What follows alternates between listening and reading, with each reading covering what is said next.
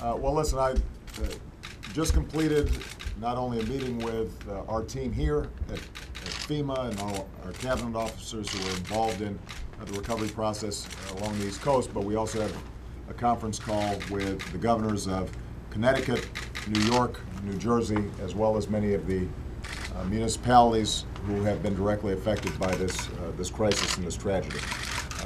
We still have a long way to go to make sure that the people of New Jersey, Connecticut, New York, and some of the surrounding areas get their basic needs taken care of, and that we start moving back to normalcy. A couple of things that we've emphasized. Number one, that it is critical for us to get power back on as quickly as possible. And just to give people an example of the kind of work we're doing, the military, DOD, thanks to the work of Leon and others, have been able to get military transport facilities to move cherry pickers and personnel from as far away as California to get that equipment into the area so that we can start getting some of the power back on as quickly as possible. It is a painstaking process, but we're making progress.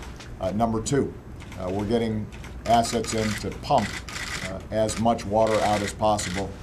Lower Manhattan obviously is a particularly acute example, but there are problems with flooding that are affecting substations throughout the region. That's going to continue to be a top priority. Number three, making sure that people's basic needs are taken care of.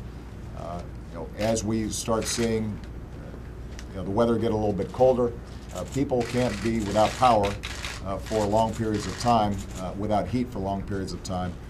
And so what we're doing is starting to shift to identify where we can have temporary housing outside of shelters so people can get some sense of normalcy. They can have a hot meal. They can have the capacity to take care of their families as their homes are being dealt with. Number four, debris removal is still important. Number five, making sure that the National Guard and other federal assets are in place to help with getting the transportation systems back up and running. That's going to be critical.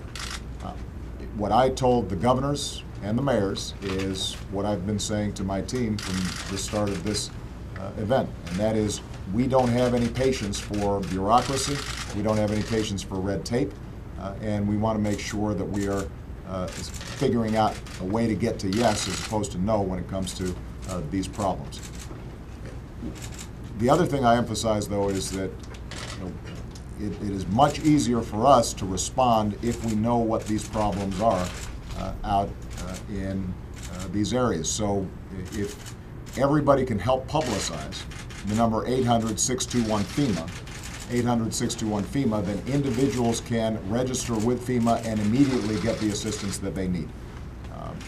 And so the more that folks in New Jersey, New York, and Connecticut understand that there are a lot of resources available for them, not just with respect to housing, but also with respect to child care, medicine, a whole range of support, then we want to make sure that they contact us as soon as possible if they're in distress, because help is available. Let me just close by saying this. Obviously, we've now seen that after the initial search and rescue, the recovery process is difficult and it's painful. But the governors at the local level, Governors Christie, Cuomo, and Malloy, they are working around the clock. Their teams are working around the clock.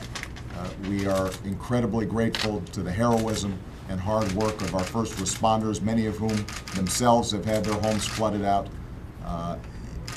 Our hearts continue to go out to those families who've been affected and who've actually lost loved ones.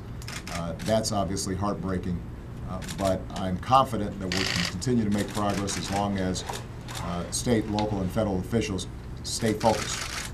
And I can assure you, everybody on this team, everybody sitting around the table, has made this a number one priority, and this continues to be my number one priority.